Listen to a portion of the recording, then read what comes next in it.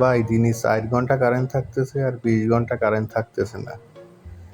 এর মধ্যে আবার সারা বাংলাদেশে মানে ফেসবুকে ঢুকলি, ইউটিউবে ঢুকলি খালি দেখতেছি পিঙ্ক কালারের বাস।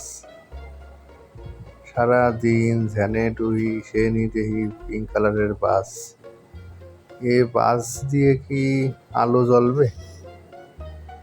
এই যে বাড়ি ঘরে কারেন্ট নেই, ফ্যান চলে না, আলো জ্বলে না, এই পিঙ্ক বাস দিয়ে কি সেই কাজ হবে? তাহলে আমি ভাবিলাম এই পিঙ্ক বাস নিয়ে আমি কিছু পাবো না, তারপরে দেখি যে সব জায়গায় এই পিঙ্ক বাস।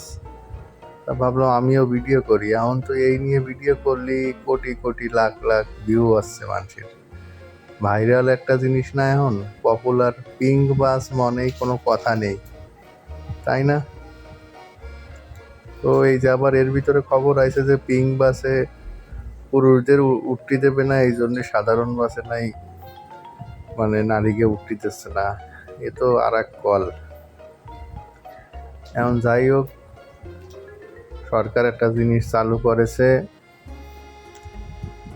এ শুনলাম পিঙ্ক বাসে নাই সবাই মহিলা থাকবে। এখন সমস্যা হলো যে, আমার কথা হলো পিঙ্ক বাস যদি নষ্ট হয় তাহলে ঠিক করবে কারা?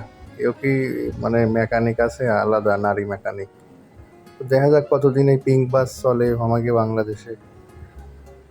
দেখি কতদিন ধরে এই পিঙ্ক বাসের ভিডিও দেখতে হয়, ছবি দেখতে হয় সারাদিন।